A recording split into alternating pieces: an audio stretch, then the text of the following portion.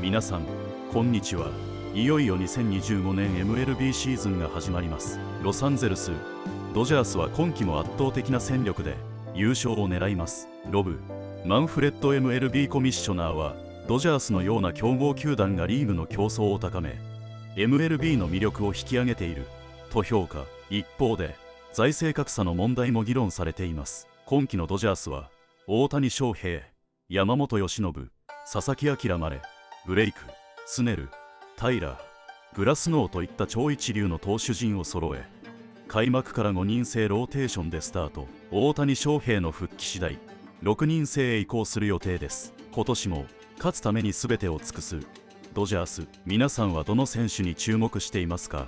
ぜひコメントで教えてください。I think their desire to have Major League Baseball in the short term and in the long term is really impressive.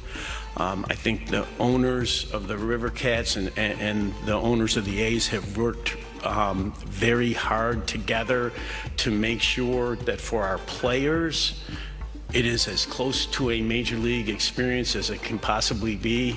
There's a lot of investment that was done in facilities that you just would not have done otherwise. And you know, the ballpark is charming. I do think that fans are going to have an opportunity to see Major League Baseball all season long in a really intimate environment, and I'm hopeful that the whole year is going to be a positive. The Dodgers have gone out and done everything possible, always within the rules that currently exist, to put the best possible team on the field, and I think that's a great thing for the game. That type of competitive spirit is what people want to see. By the same token, I said this at the owners' meetings, I'll say it again. It's clear that we have fans in some markets that are concerned about the ability of the team in their market to compete with the financial resources of the Dodgers. And I think if we've been consistent on one point, it is we try to listen to our fans on topics like this. And I have heard people on this, believe me. I get a lot of emails about it. There's been a lot of questions this afternoon for the commissioner too, Buck, about the disparity in payrolls, mainly with the runaway trains, and that's mainly with the Dodgers and the Mets and the Yankees and the rest. Now, on MLB Now, we look at the game from an economic perspective quite a bit. Yet, and I'm always looking at the pound-for-pound teams at the bottom, trying to draft and develop and compete with the big boys. But I maintain the Dodgers are good for baseball. This bid for world dominance, I think, gives a focus to baseball. That's the reigning empire.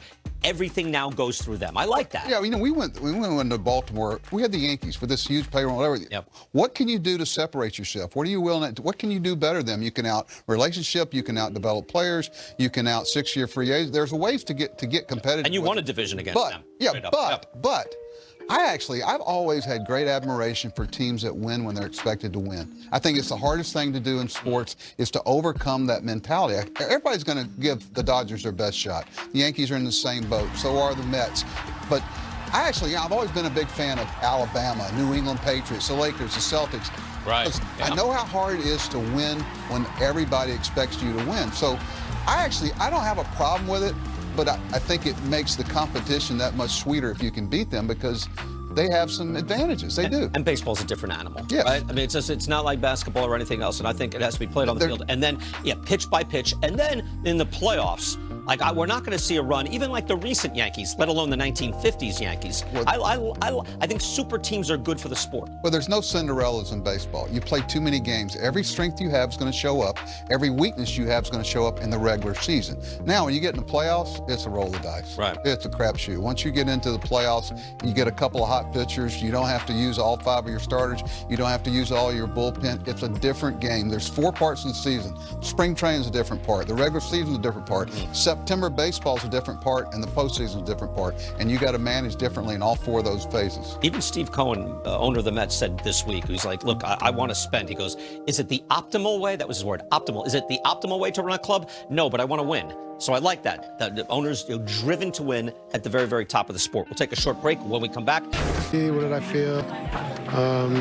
What do I think I can do to get them out? What am I working on? There's so much.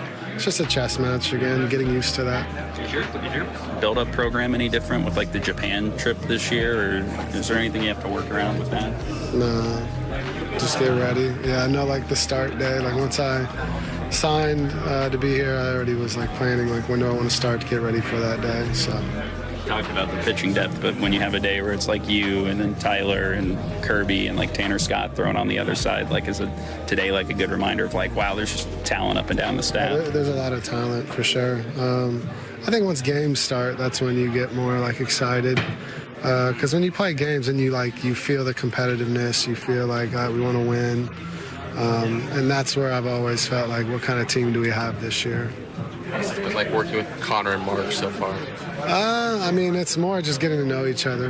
We haven't really worked like grips or anything, sequences. Tomorrow we'll talk and we'll kind of see what we thought of this outing, and that'll be my first real conversation about like pitching, pitches, shape, stuff like that. So I can answer that tomorrow. Don't come to me tomorrow though. Yeah, not every day, okay? This is Blake Snell's third team in the last 3 years. That's a lot of different voices, maybe some different pitching ideologies as well, going from team to team. Not to mention, Jerry, you have different catchers to get to know as well. But how long do you think it takes for a pitcher to truly adapt to a new coaching staff? Well, a veteran like Blake Snell who knows himself but also wants to get better, I don't think it's going to take very long. It's going to be a collaborative effort. Because listen, if I'm a coach, Blake, what have you done to be so successful? You're a two-time Cy Young Award winner.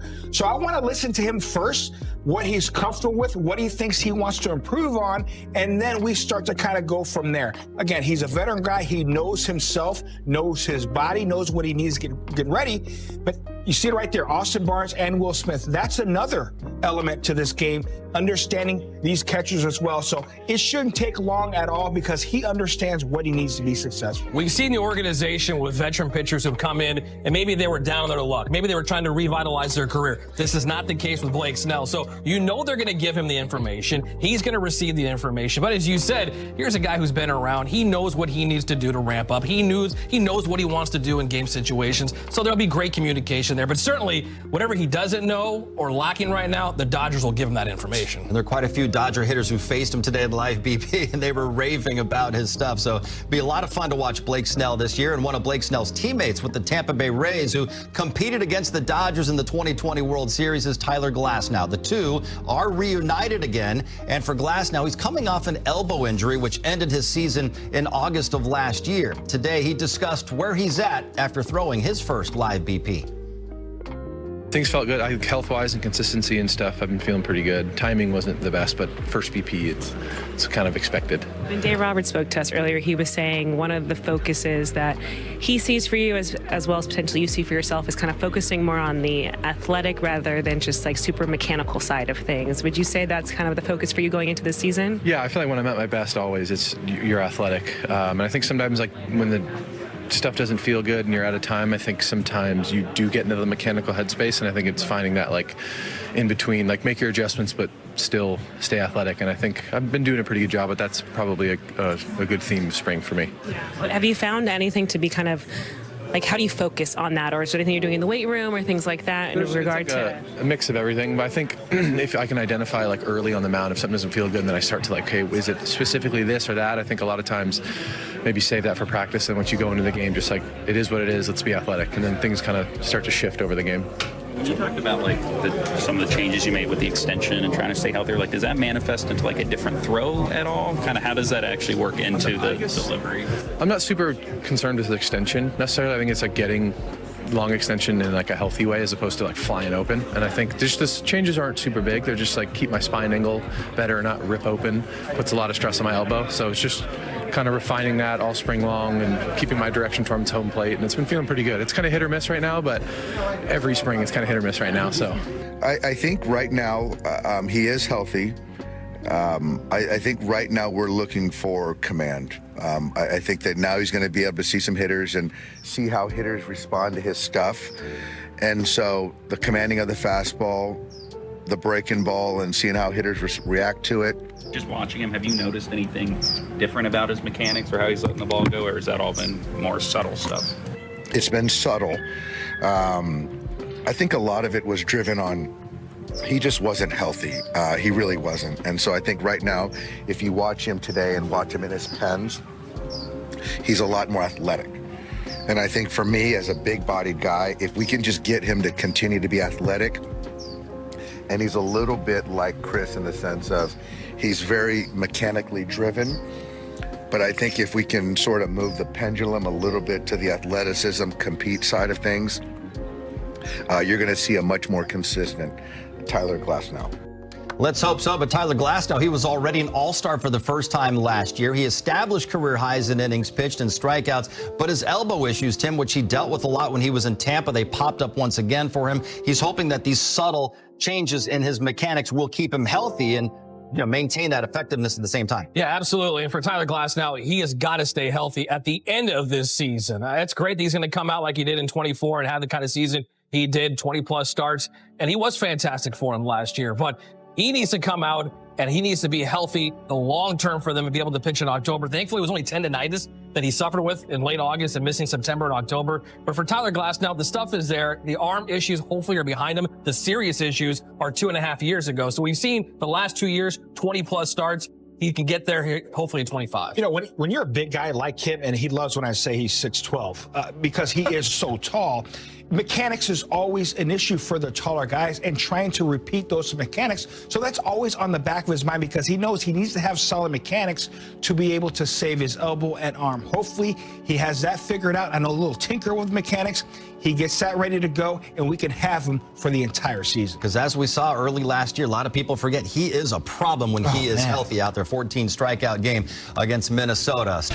Dodgers will open the season with a 5-man rotation, then move to a 6-man when Shohei returns to the mound. You've got 5 guys, could be aces on the left side. And Tyler Glasnow, Blake Snell, Shohei, Yoshinobu Yamamoto, Roki Sasaki. You've got Tony Gonsolin back looking good. Landon Naka's starting option. Dustin May, Bobby Miller also having a good spring so far. And then the rich will get richer at some point when Clayton Kershaw returns from his foot and knee surgeries. We may see a lot of variations in the starting rotation to start the season. Possible hybrid roles for some guys. The Ross Stripling role, if you will, Jerry. Do you think we might see a situation where we have a piggyback tandem, whether it's a Gonsolin and May or some of another combination of other pitchers? I think we're going to see that. We just obviously talked about Tyler Glasnow. We got to make sure that he is healthy for the long haul. We might want to piggyback him, maybe a couple starts early on to have guys like Bobby Miller, Dustin May back in the mix. Those guys can come out of that bullpen in the 5th or 6th inning, provide us some length out of that bullpen, because we're going to have some guys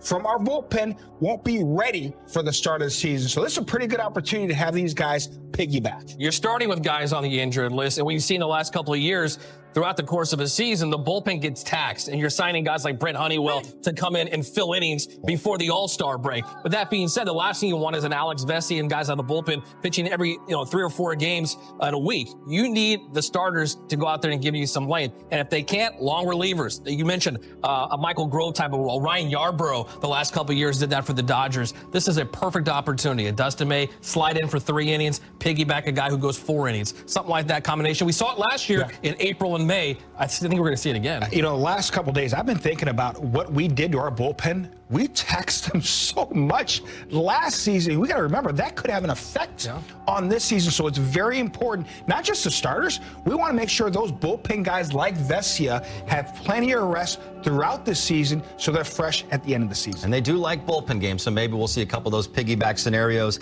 in that first month of the season. Dustin May missed all of last year after having a second Tommy John surgery and then had his torn esophagus. Bobby Miller struggled with shoulder issues and then command issues in 2024. Both guys looking to make a comeback now in 2025. Here's the skipper talking about his 2 hard-throwing right-handers. Well, with Dustin, it's been 5 years of major league service, essentially, that he's spent a lot of time not participating, and that's been a frustrating road. But he is 100% healthy right now. Yesterday, he threw the ball extremely well, and he's had success at the big league level. I do feel that this year is going to be his best year, and I think there's a lot of excitement to be a full participant. Bobby, what does he have to show you to kind of show that he's hit the reset button? Well, I think I want to see controlling of emotions. I want to see better execution of pitches. I want to see better sequencing and using his pitch mix the right way, which I think all those things weren't in sync last year. I do believe he's healthy with a lot of work on his part. And so I think if that's the case, good things are going to happen. We heard Dave Roberts talking about it being 5 years of not really participating for Dustin May, the 2 elbow injuries, the torn esophagus, but there's no denying, Tim, the arm talent that Dustin May has. Now the question is, would you like to see Dustin May in a starting role, or would you rather see him come in there and throw some bullets for an inning or so, throwing heat out of the pen? I just want to see Dustin May somehow, some way, and I think that's going to be coming out of the bullpen. I think he's going to be a guy they're going to rely upon early in this season to eat up innings. As we talked about, the tandem. You're not going to see starters in April, early part of May go out there and throw 5, 6, 7 innings. With that being said, you don't want to burn your bullpen. Dustin May fits perfectly to give you 3 innings every 4 or 5 days, kind of fill that void as the long reliever. And if an injury pops up, he's ready to go. But I think for Dustin May, he needs to show he can go back out there on the mound and have confidence. Last time he was on a major league mound, he was walking off of it hurt against the Twins. Yeah, I think that's the biggest thing is continue with his development because he spent so much time. Yes, the talent is off the charts. And he knows in the back of his mind later on he can be that starter once again. But for right now, especially with this team, he could be that long man and come out of that bullpen throwing 100, 112 for an inning or two. Well, it'll be interesting to see also the development of Bobby Miller this year. Jerry trying to put last year behind him. We talked about possibly piggybacking guys. Is Bobby Miller in a scenario where he could possibly be one of those guys who piggybacks in a game? Would you like to see him strictly as a starter? No, I want him possibly piggybacking. Listen, Bobby understands last year obviously didn't go as planned. He certainly has the ability, certainly has the arm. The biggest thing for him is command. Whether you're giving some starts here or there or you're coming out of the bullpen, you're in a situation as a young guy, hey, I got to get in where I can fit in, especially with this rotation. So he's got to be ready for anything. He's got to earn his time out there in the big leagues. But more importantly, he knows that. He understands that.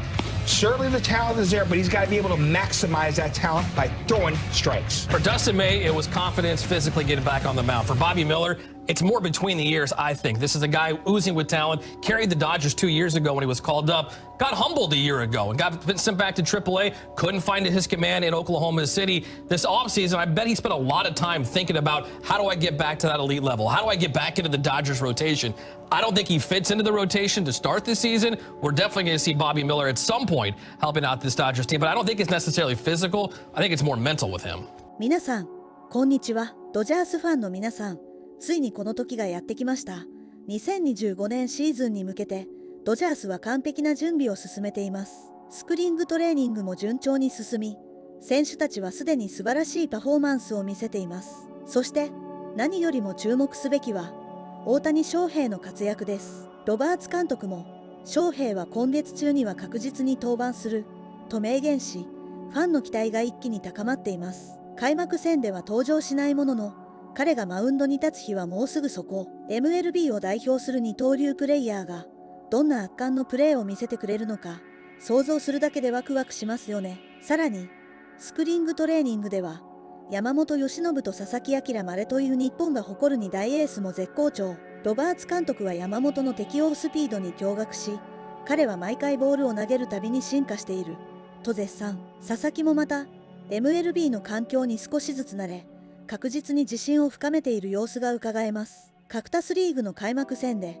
彼らがどのようなピッチングを見せてくれるのか、期待せずにはいられません。ドジャースのスプリングトレーニングは、単なる調整期間ではありません。そこには、選手たちの熱い情熱と、チームの結束力が詰まっています。ムーキー・ベッツは、レッツ、ゴ、EODGERS とチームメイトを鼓舞し、大谷翔平はいつものようにユーモアたっぷりのいたずらでチームを和ませています。この雰囲気こそ、ドジャースが誇る最強の武器なのです。強いチームには、強い絆がある。そして、その絆が、勝利への原動力になります。では、ここで皆さんに質問です。今年のドジャース、どこまで行くと思いますか？